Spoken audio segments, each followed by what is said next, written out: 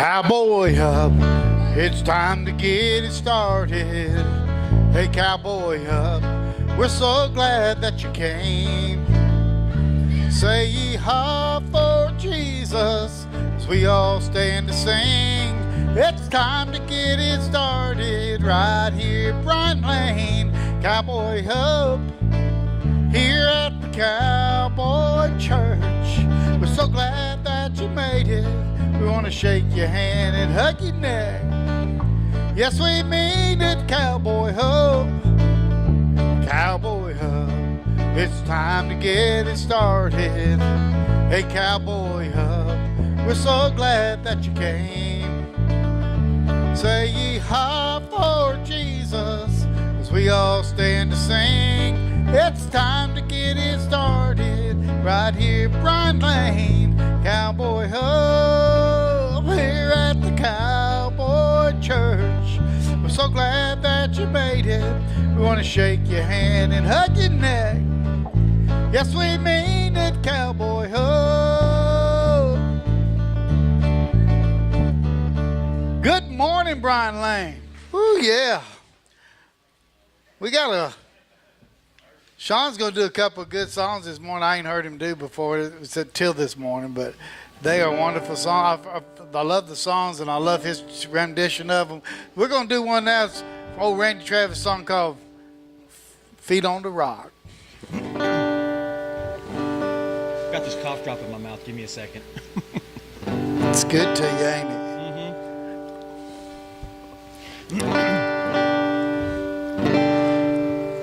I want to talk to you for a minute about an old man that I met. He said, "Boy, you're looking troubled, and I bet your life's all a mess." He said, "I used to have the same problem too. I was way out of control. The only thing that set it right for me was a little rock and roll. I put my feet on the rock, my name on the road. When it's called up yonder, I won't worry about my soul. I know my home is waiting and something to behold. Put my feet on the rock, my name on the road. I never heard the gospel read like that before. I guess the message comes in many ways. Those simple words of wisdom can open heaven's door. So every time I get the chance, I say, put your feet on the rock, your name on the road. When it's called up yonder, you won't worry about your soul. You know your home is waiting, it's something to behold. Put your feet on the rock, your name on the road.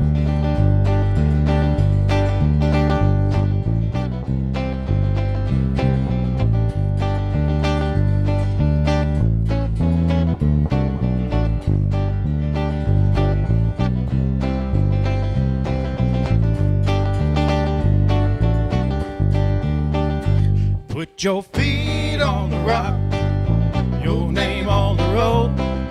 When it's called up yonder, you won't worry about your soul. I know your home is waiting, it's something to behold. Put your feet on the rock, your name on the road. Put your feet on the rock, your name on the road. When it's called up yonder, you won't worry about your soul. I know your home is waiting, it's something to behold. Put your feet on the rock, your name on the road. Put your feet on the rock, your name on the road.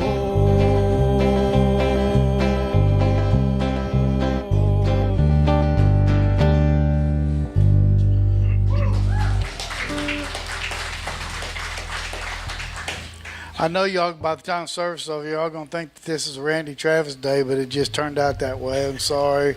I love Randy Travis music, though. It's pretty cool.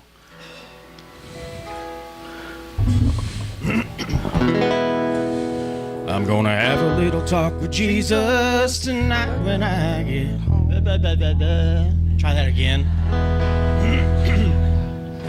Gonna have a little talk with Jesus when I get home tonight. Gonna tell him all about my troubles, and I know he'll make them right. Then I'll ask him to forgive me for the things that I've done wrong. Gonna have a little talk with Jesus tonight when I get home. This world can be a struggle, just living day to day. You'll run into the devil with every step you take. I've seen his face 100 times as he tried to lead me wrong. He don't understand that I don't walk this road alone.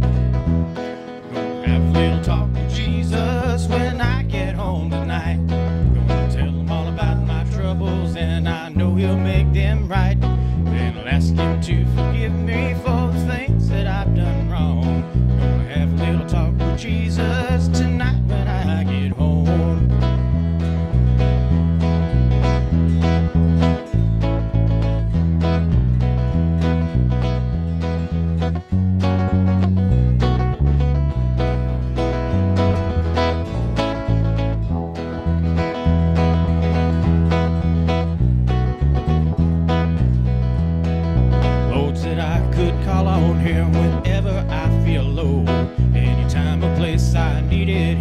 He would gladly go. My life has not been perfect, no matter how I try, but he's never turned his back on me, and that's the reason why. I'm gonna have a little talk with Jesus when I get home tonight. Gonna tell him all about my troubles, and I know he'll make them right.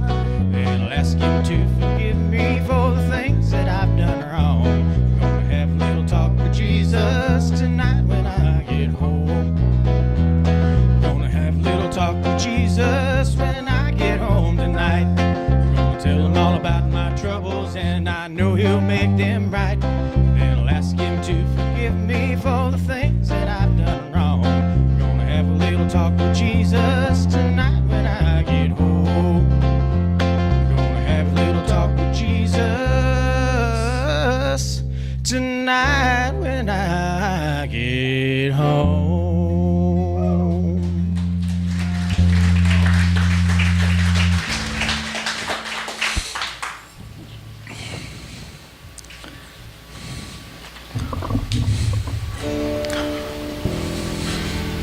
All right.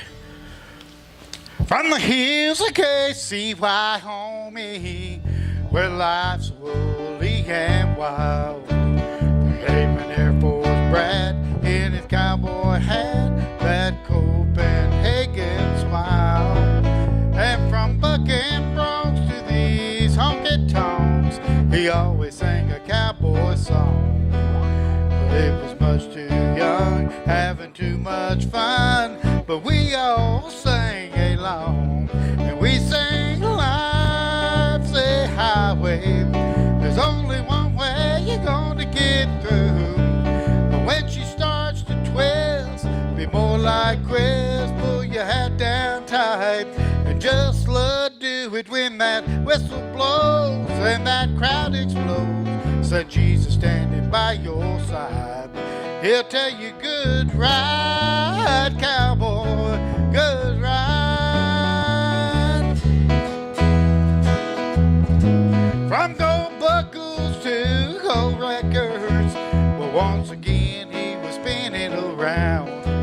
He took the whole world on and he turned us on to that western underground. And from bareback Jack to this cowboy's hat, he always sang us Spanglish Pain. He was not too down, going town to town like children running through the rain. And we sang, life is a highway, there's only one way you're gonna get through. When she starts to twist, be more like Chris, pull your head down tight and just do it when that whistle blows and that crowd explodes. Jesus standing at your side, he'll tell you good ride, cowboy, good ride.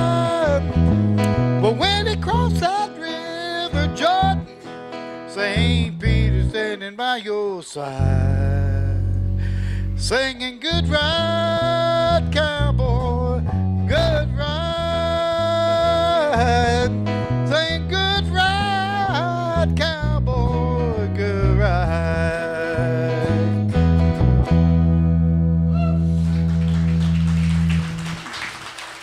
All right.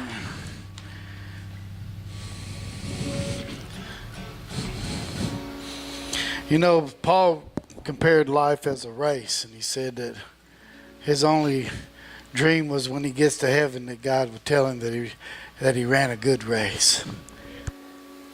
But you know, life has lots of troubles. And everybody's going to go through them, whether you know Christ or whether you don't know Christ, you're still going to go through those troubles. But I'm here to tell you that if you go through them by yourself, it's going to be a lot harder than it is if you go through them with Christ.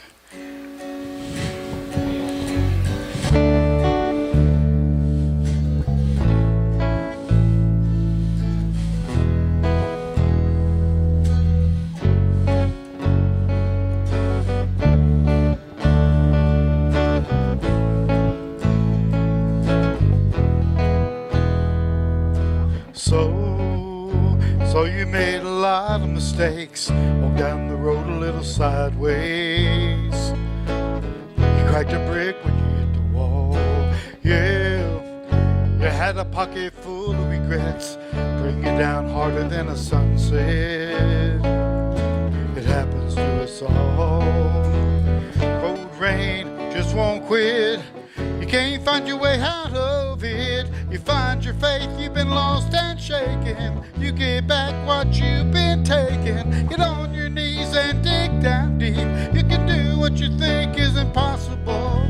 Keep on believing, don't give in. He will come and make you whole again. He always will, he always does. My God's unstoppable.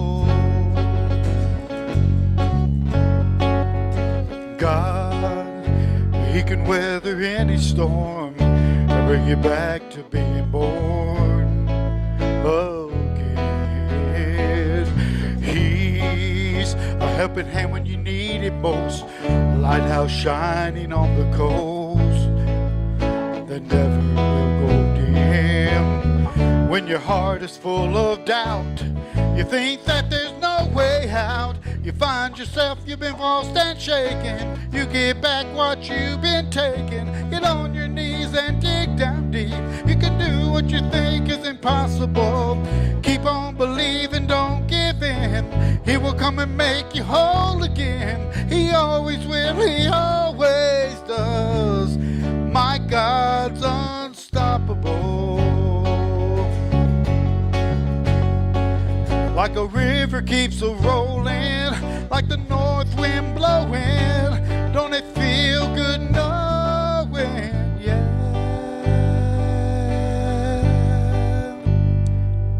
You find your faith, you've been lost and shaken. You get back what you've been taking. Get on your knees and dig down deep. You can do what you think is impossible. Keep on believing, don't give in. He will come and make you whole again. He always will, he always does. My God's unstoppable. Oh, he's unstoppable.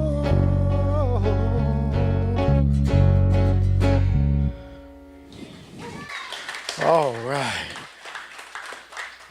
It's my favorite time in the service. That's when we get to see if the preacher replaced the batteries in his microphone. No, I'm so kidding. It's when we get to listen to the message that God's prepared for us through our ministry. Brother Woody Key.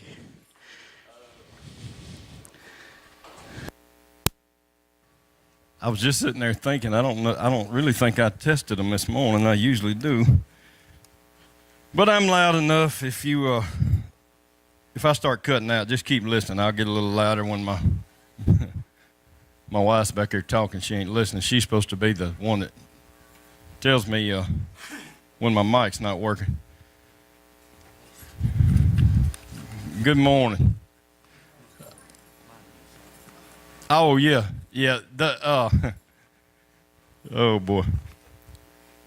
Wednesday night, we are starting Vacation Bible School, and the announcement said round pen, but what we decided right before Justin started talking back there in the back with Sarah is we will still, all the parents still come, help with registration, help get them in the right groups or whatever they're doing, because I don't know. But anyway, so come on, and the parents that are here can just fellowship until your kids get ready, I guess. But anyway, all right.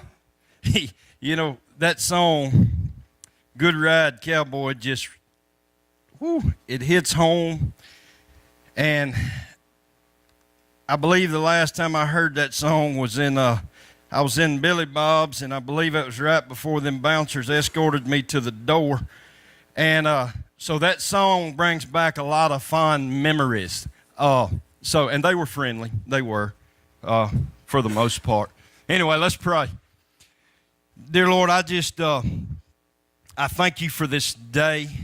I thank you for each and every person sitting here today, and I just pray that you brought them in here today with an open mind, open heart to hear your word. I thank you for the band and just softening those hearts and minds as they play that music and get the toes tapping, and it's a wonderful deal. I say that every week, but I am so thankful to have a band that can start the day off like that. Dear Lord, I pray that as we go through this message, that you just use my mouth to put the words out here. It's your words, not mine. In your name we pray. Amen. All right. This story's been coming a couple of weeks now and been boiling. But we went to Little Britches Rodeo in Brandon a couple of weeks ago. And what was it, 3 or 4 weeks ago? And I had not been able to go in a couple of weeks, and so I was dead set. There wasn't nothing stopping me. I was going. Well, we went, man, and the girls had a pretty good day that Saturday, and we got done a little early, and I'd not been to the new Western store over at Pearl, so we lied out over there. My wife's in the floor back there laughing. She's been asking, when you going? I know you're gonna tell it. When you gonna tell that story? I know you're gonna tell it on me. So, anyway, I'm gonna stop right there. Let me back up to when we left. All right, Casey has a Suburban and Kendall has a Suburban, right? Well, Kendall's is older, and when they're loading up the older one to get in, that has about this much tread on it, and the 2009's got this much tread. I said, well, why are you loading that one? Why are you going in there? Because we don't go together. With the Kizoo, you got to take 2 vehicles. So, well, the headlight and this and the air and, just all this stuff. Well, I think I was supposed to fix the headlight, and I forgot. But, so anyway, I said, whatever. It's you driving. If you break down on the side of the road, I'm not stopping. I'm gonna call your daddy that used to own it, and y'all can figure out the problem. It's your choice. I was kidding. I would stop. But we go over to the Western store, right? We headed home. Well, the Dodge Colt was wanting me to speed up and all this, and the Suburban, and they were probably texting at the red light and missed it and whatever. Well, they ended up way behind us. Well, we're going down 20, headed back toward Brandon, and I get a phone call, and I've already rolled under the airport bridge, going down through there, and I get this phone call, and I said, I hope your mama hadn't broke down. And I answered the phone, and I said, hello. My car's doing something funny. And I said, okay, baby, what's it doing? Well, it's just kind of jerking, and it's doing like that. Did you check the transmission fluid? And I said, no, I don't know if I did or not. I don't think so. I checked the oil. Well, I think it's the transmission. I said, okay, she's a mechanic. Trained as a teacher, but somewhere in there she picked up mechanic. She can help you out, Robert, if you ever need some help. Well, one of those combines, call her.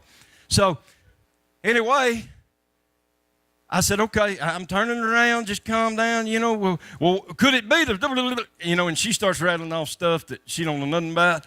And I said, I don't know, baby, let me get back and see. Well, she told me I'm getting off at Airport Road, right? That would mean if I was pulling off, I'd just pull off right there. If I thought the transmission going out, I wouldn't try to go through the intersection and get to the other side. Well, I come back. Well, I go all the way back to Pearl. I could have got off at Airport Road, and I'm getting off, and I see she's not over. I called her. I said, Casey, where are you? Well, I went on through the interchange. I said, well, that's what I'd have done if I thought the transmission going out. Now you're on the other side. So, whoop down there, boy, we coming back. We worried about mama and the girls, and, you know, they sweating and makeup might be running. And so we pull over, and we come through the light and jump over everybody, and we got out. And she said, do you think it could be the alternator? And I said, I don't know, baby. I don't know. I just got here. So I said, pop the hood. So first thing I checked is maybe she slung her belt off and the radio was so loud she didn't hear it banging out the car, you know. So I said, well, the belt's on there. Turn your lights on. I back up. Lights come on bright. Okay, well, we're eliminating, you know, as we go. I walked back there, and I said, Case, transmission fluid's good. I don't see anything on it. What's your fuel gauge look like? And she said, well, it's on E. And I said, but it's not quite on E. And I mean, I'm just dumbfounded. Now, there's 2 daughters, teenage daughters, that are learning from her in the vehicle. And they're going to college somewhere one day, right? So I said, okay. She said, but it didn't ding. It didn't give me a warning. I said, because that's the 2009 that does that, not the 2002, okay? 2 different models. Why? We just passed 18 service stations at Pearl. Why didn't you get fuel? Well, I just really didn't look at the gauge. And I said, well, the E don't mean extra. Does not. So what she did was she missed the sign, right? Because even my boys at 7.5, they've known since 3, that E means you're about empty. Full means you're full, right? We all on the same page here? I said, you got a sign right there. E, orange. That means you're fixing to stop.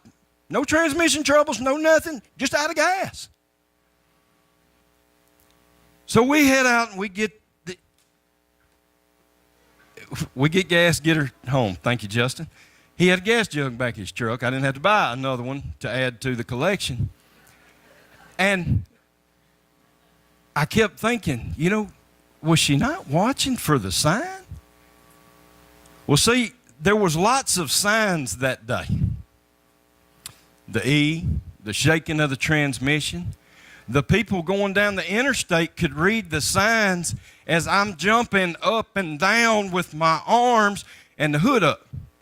It didn't take a rocket scientist going down that road to say, ooh, that fella's pretty ticked. I bet his wife ran out of gas. How many men passed there and they saw my reactions as I, on the side of that road, you know, it wasn't but 96. One of the hottest days we've had down there. And I'm rolling sweat because we didn't read the sign. Just a little E, just a simple sign.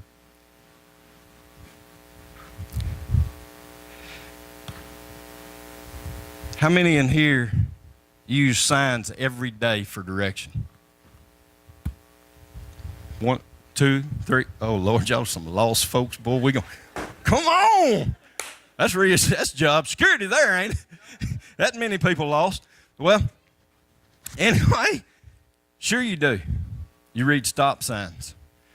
You read street signs. You read a big blinking 8x12 sign on the side of the road telling you to get over, that the lanes are shifting.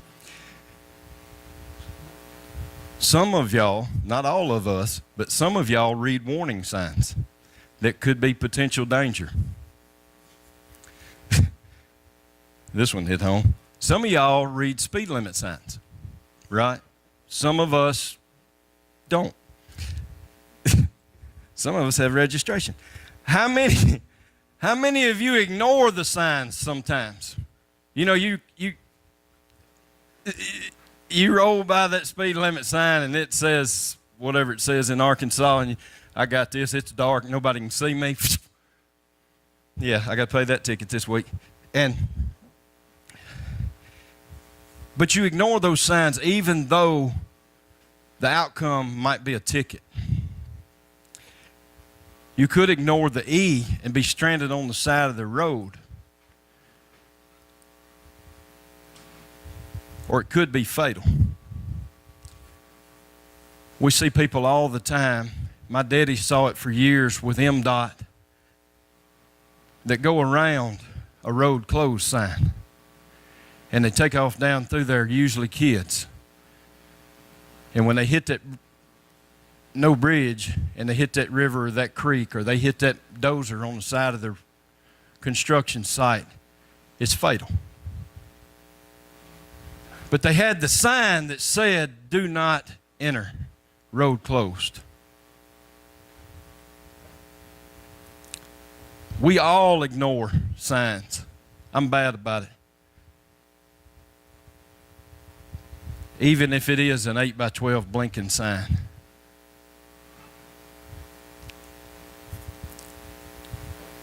If we will ignore a sign that big, blinking on the side of the road, that is there for our safety, we will definitely ignore signs that are very discreet. We hear on the news all the time now, I mean, it's just a reoccurring thing, about school shootings.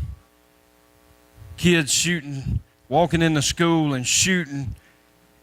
And y'all, it seems like every time I watch an interview after that, they say, we had no idea. We saw no signs of him being any different than the other. And then when the whole story comes out, the kid had no friends. He had been bullied. And he'd been hauling boxes of stuff into his room that his parents never went in. They didn't look for the signs. We didn't see those signs. What were you doing to not see this kid hauling guns in his room? Enough bullets to fight an army. You didn't catch that? You didn't see that sign? We had no idea he was capable of something like this. Did they not see the signs? One that's just grates on my nerves is kids that have no respect for adults. We see it day in and day out, kids disrespecting a cop.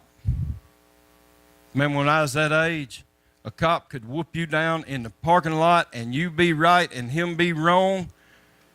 And my daddy say, you always do what they say. Teachers. I listen to these teachers talk about kids do whatever they want to in class. They have no control over them. They send them to the principal's office maybe and they can't do anything. And if they call the parents say, well, I don't know what's going on. Did they not see the signs? See, the sign started because the child doesn't have respect for the parent. The parent's not paying attention to a child that when they say, no, don't do that, and they don't do it, and they keep doing it, and they keep doing it, and the parent keeps telling them, don't do that, don't do that, don't do that. Then one day that child's standing in front of that cop, and that cop says, don't do that, don't reach back in that car, do not reach back in that car, and he tells him 3 times, and when he reaches back in that car, he kills him. Y'all see it? Y'all seen that? Well, we didn't see the signs. I don't know why he didn't mind that policeman. He didn't mind you when he was 5. If you didn't see those signs of a child that did not mind, he's headed down a dead-end road. Because if he don't mind If a child doesn't mind their parent, they sure ain't going to mind any other adult. And when it's all said and done, why should they have respect for other leaders and Jesus Christ, a person they can't see? They've got to have faith and they've got to believe in. They won't respect His word if they don't respect you in the home. Look for the signs. Pay attention to the signs. God's been giving us signs since the beginning of creation. I would like to know how many times it says something about watch for the sign. Look for the sign. Genesis 1:14. I'll give you a second to turn there. Then God said, let lights appear in the sky to separate the day from the night. Let them be signs to mark the seasons, days, and years. So you start off with a sign every morning. The sun comes up. And as those roll around, there's signs to let you know when the month's over, when the season's over. The leaves. You know, that's a surefire sign. Isaiah 7:14. All right then, the Lord Himself will give you a sign. Look, the virgin will conceive a child. She will give birth to a son and will call him Emmanuel, which means God is with us.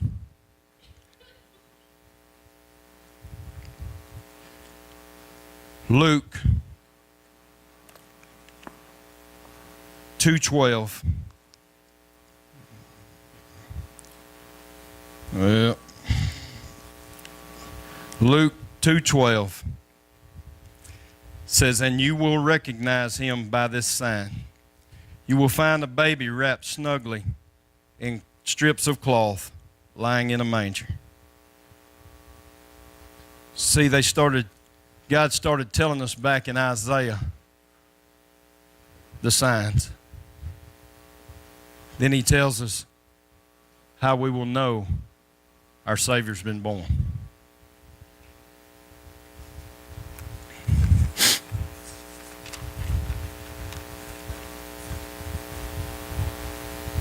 How many times in a day do you see a sign, a discreet sign, and you look up and you say, you know, that could only be a sign from God? Nothing else could have known that I needed that right now. Nothing else could have known our needs. We see it regular, don't we, Jody? John 4:47 through 53.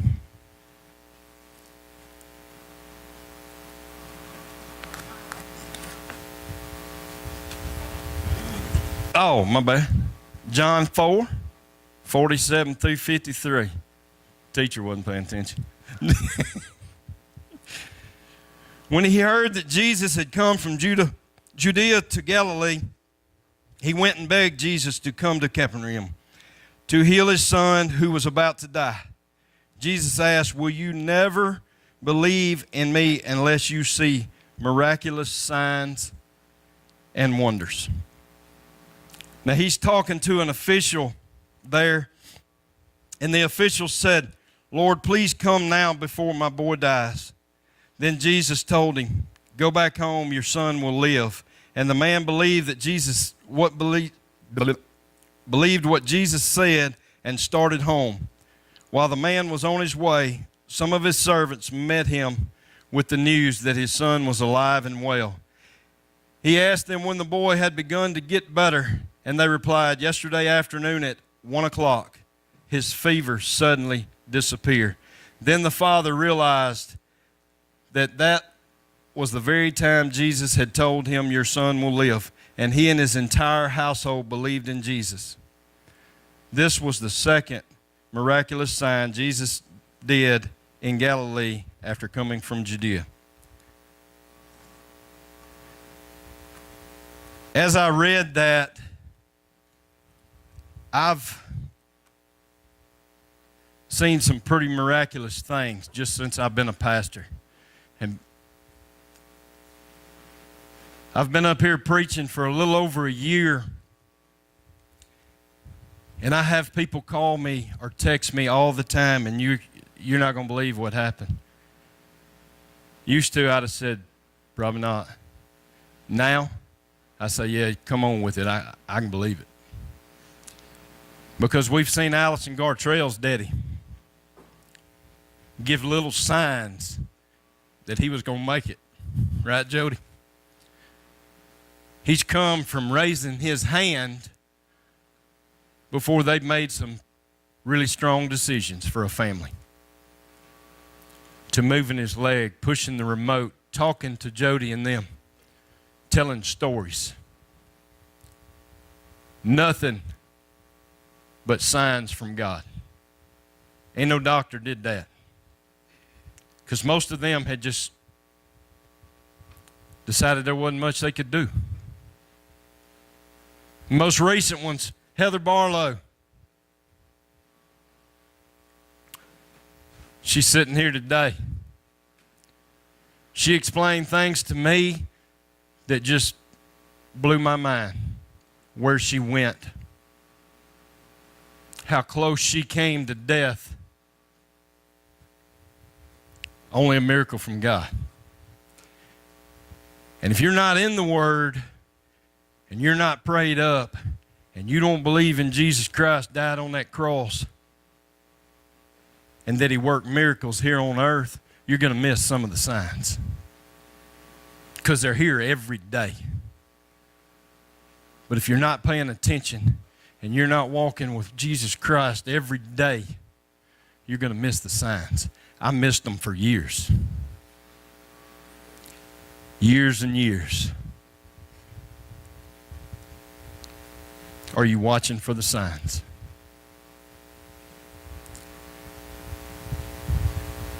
You know, maybe God's given you a sign in a relationship or a job. You know, something you really, really want to work, but the signs are all there that it might not.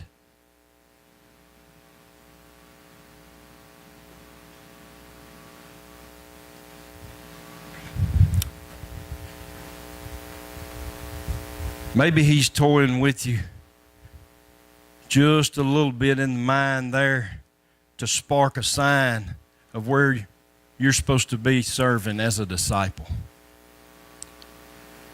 Maybe, just maybe, you've started seeing signs that I ought to be discipling to this person at work. Maybe I need to share about the church. Maybe I need to share about Jesus with this person at work. Or kids at school. You know, maybe the kid that nobody talks to over in the corner. Just maybe those other teenagers are sitting at that table and something sparks in their mind. Wonder what's wrong with him. How many times as adults do we see that person sitting over to the side and we don't walk over and speak? Maybe it's a sign for you to get up and do something to serve God.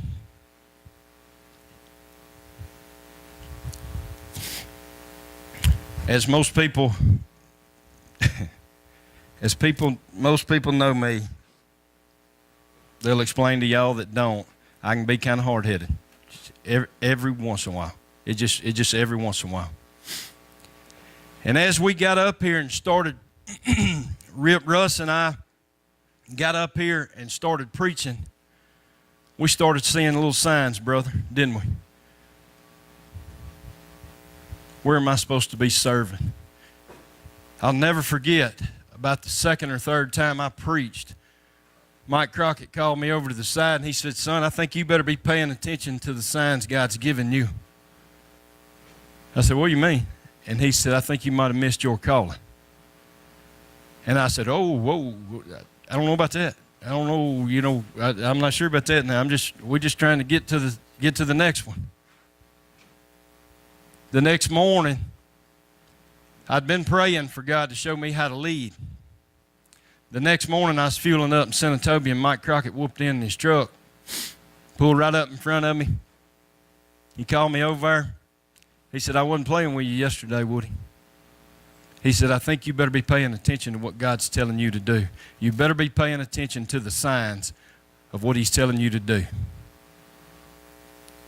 And through a lot of thinking that I wasn't worthy enough, I wasn't good enough,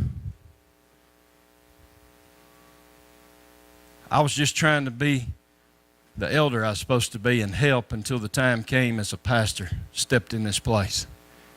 But God kept giving me sign after sign after sign. Rip Copeland and I talked many times. And the things I'd been praying for would come from Rip. See, that wasn't Rip. He's smart, but he ain't that smart. God was working through him too because he was praying for who the leader of this church needed to be, who God wanted, because we'd been trying to lead this church forever. And as I started watching those signs, I got more and more nervous because I'd never thought of myself as a preacher. I was just a welding cowboy. And I tell everybody, when they come to me with what I need to do, the main thing you need to do is pray specifically. If you've ever come and talked to me, you know I've told you that. So I realized I better do what I was preaching and get real specific. And one Friday, the 2 days before Clint Sinclair started revival here last year, I prayed really specifically. And I said, Lord, I tell everybody that comes to me, I preach it to get really specific. I'm not that smart, and I'm not exactly sure where you want me to be serving you. I'm praying right now. If you are telling me to preach wherever it might be, I want you to send it through Clint Sinclair. I know I'm getting really specific, but that's what I preach, is to get specific. Give me the sign through Clint Sinclair, not Rip, Russ, my daddy, nobody else. I want it to come from Clint Sinclair. He came in here that Saturday night. We visited. Clint and I had ranch rodeoed together, but never had that one-on-one, just really heart-to-heart talks. We had one Saturday night. Then we heard him preach Sunday, and we went up there to eat. And on the way home, as we were talking about the church and what God was showing me, he said, son, I'm no prophet. And I don't want you to think I'm a prophet. But God's telling you to preach. I'm not sure exactly where. But he's telling you to preach. So you better be praying specifically where you're supposed to be. And at that very point, I kid you not, chills went all over me.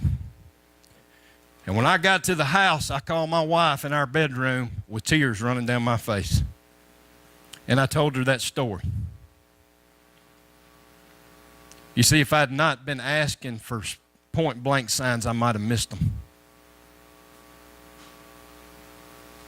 How many times in a day do you miss a sign? It's something you're praying for. And you've been praying for it a while, and then all of a sudden you see the sign. Get that one-on-one going with him, because he's giving you a sign. And he will give them bluntly if you ask for them, but you got to be paying attention.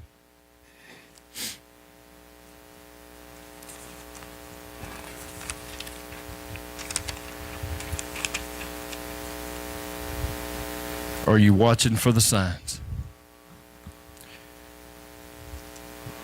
Luke 21, 25 through 28.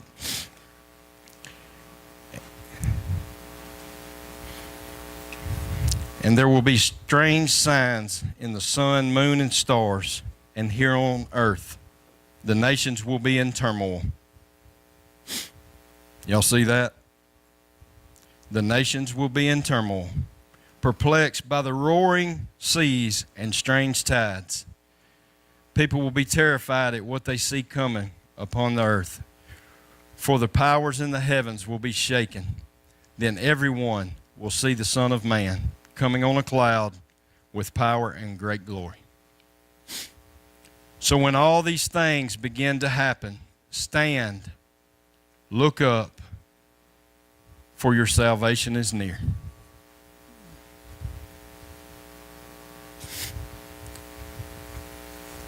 Is he giving you a sign? Are you looking for the sign? Is he giving you a sign that your salvation's near? You know, we see signs every day. People aging, people with cancer, people with mental illness.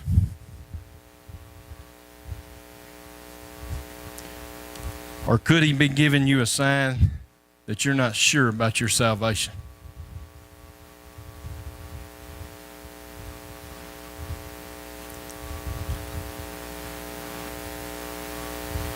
You know, if you're not sure about your salvation, now's the time to get it right.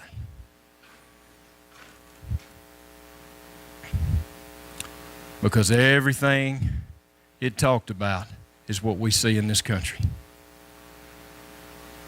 A nation in turmoil. A nation that has looked so far away from God, they don't even know where to start looking for him. Until that school shooting and they all holler, pray. I really don't think they even know who they're praying to. They just holler, pray. And there's only one God that can straighten this mess out. But if you're not sure about your salvation, I ask you to pray with me. Maybe you've been saved before, and you're just not sure that you're making that walk with the Lord like you should. Every head bow, every eye closed. If you're not sure about your salvation, I ask you to pray this sinner's prayer with me. Lord, I know I'm a sinner, and I know Jesus Christ died on the cross for me.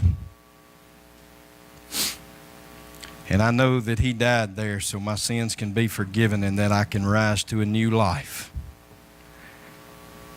And I'm asking him right now to come into my heart and make that change in me.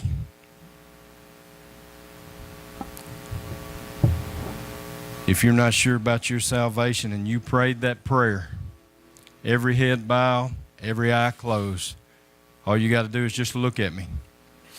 If you prayed that prayer and you want Jesus Christ to come into your heart, I'm not going to call you down here. I'm not going to call your name out.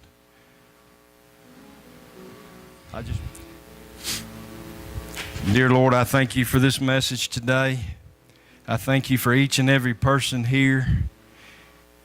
And I just pray that as Brenda and Betty start this new walk, this new life, to let you shine through them and their smiles every day, just to make a difference in this country, in this community, and in this church family. I just pray that you give them strength. We know there will be stumbles. It's just all in how they react to them. And as a church family, I pray that we surround them and help them with the stumbles. Because we know we're going to stumble. We just don't want them to fall. Dear Lord, thank you for this message and thank you for this day. In your name we pray. Amen.